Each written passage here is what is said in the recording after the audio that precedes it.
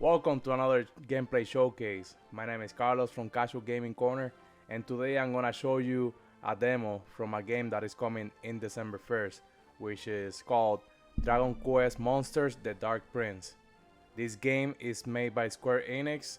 It's a spin-off from the actual main series of Dragon Quest, which is technically like a Final Fantasy game if you wanna put it that way. It's a RPG game, turn-based, and I've been pretty excited about this game because I'm a fan from the actual Dragon Quest Monster series. I literally have all of them, the ones from Game Boy and the ones from the DS.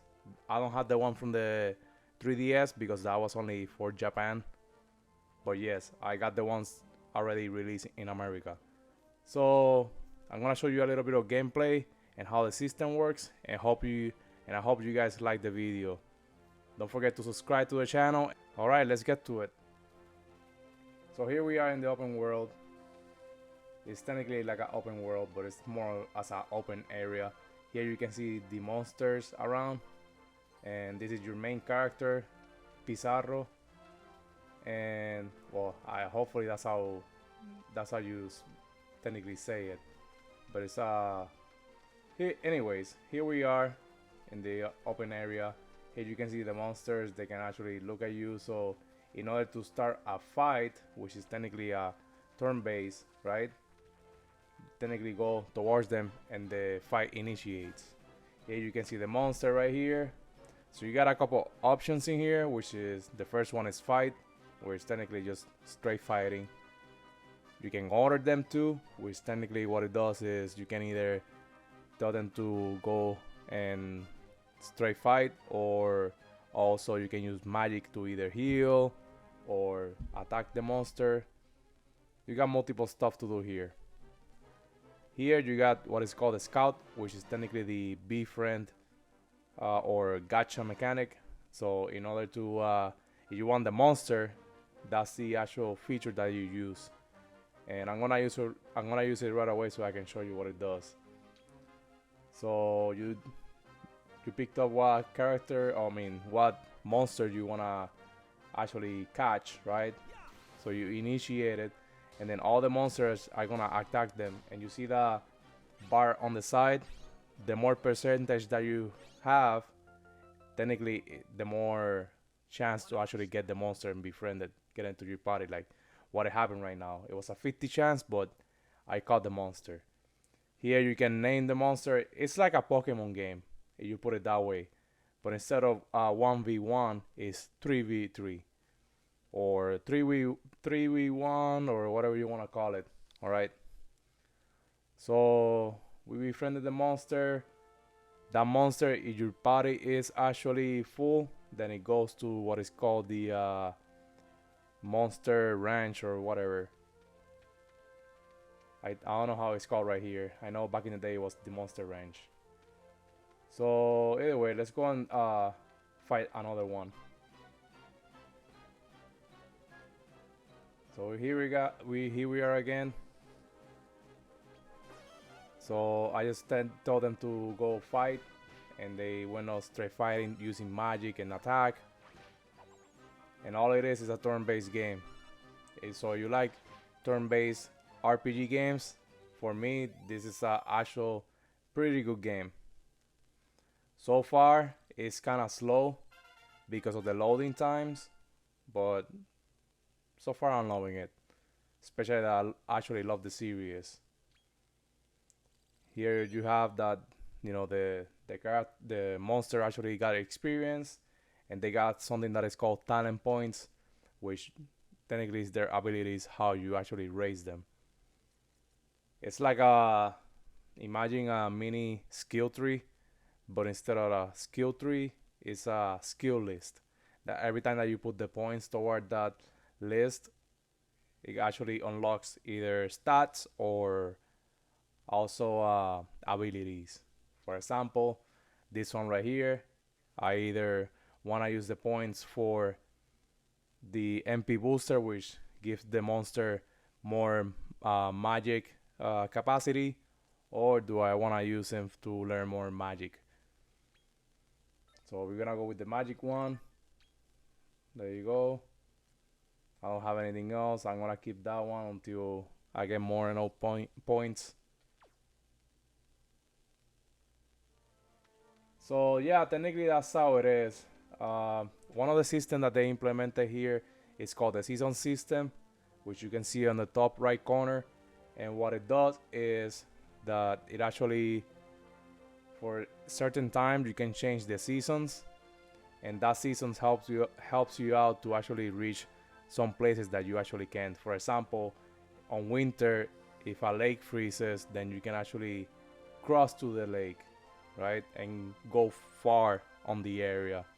On summer, there once technically is some type of vegetation actually. How do I say this? Type of the type of vegetation actually changes, so you can climb them with the ivies or something, so you can get to more areas. So that's just an example. And also it has a night and day feature.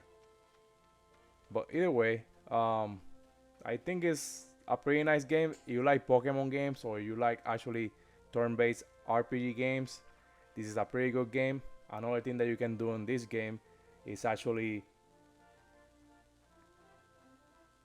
I will say, mix the monster, because technically that's what it is. But there's a mechanic called breed them, which what you actually do is you get two monsters, you breed them, and you get a new one. And it doesn't have to be from the same monster. It's gonna be technically from the same family or different families. And what it does, it gives you more powerful monsters, and those monsters actually inherit skills and stats from their parents, which is pretty neat.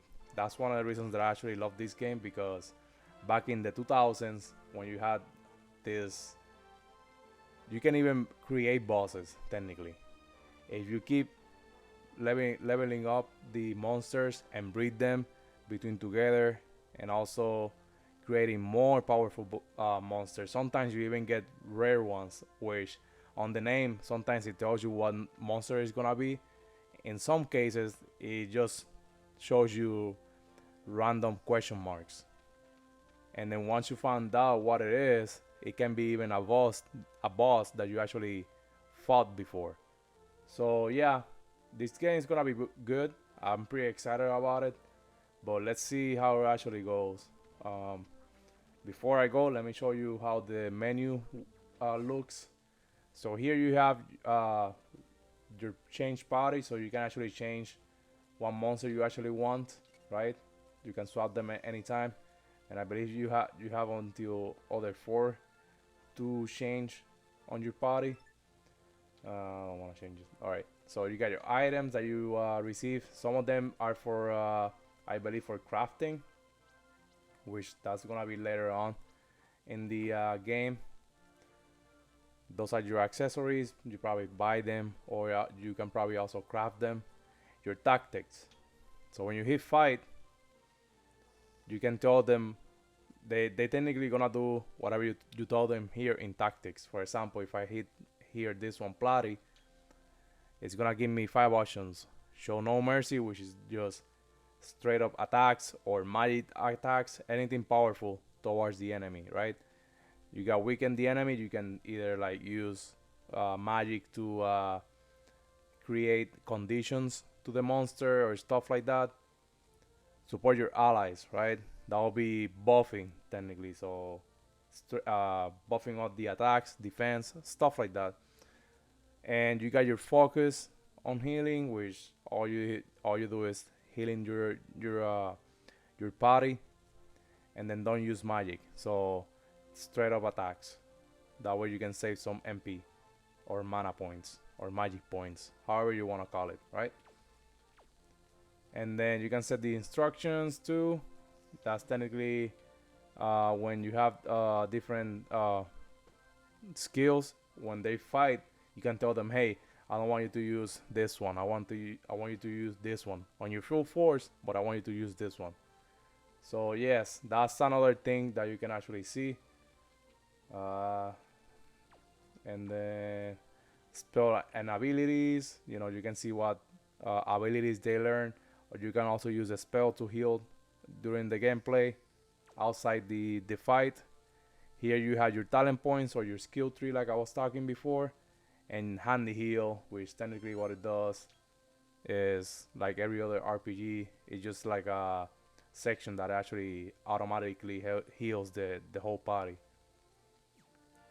But yeah, that's pretty much about it. The game looks good. I mean, for me, it looks good. Let me know what you guys think on the comments. Please don't forget to like, comment, and subscribe. And I'll see you guys next time. Oh, and don't forget, tomorrow I'll probably have the Analog Pocket. So maybe I'll do an unboxing and also a video. Stay tuned, alright? See you guys soon. Thank you.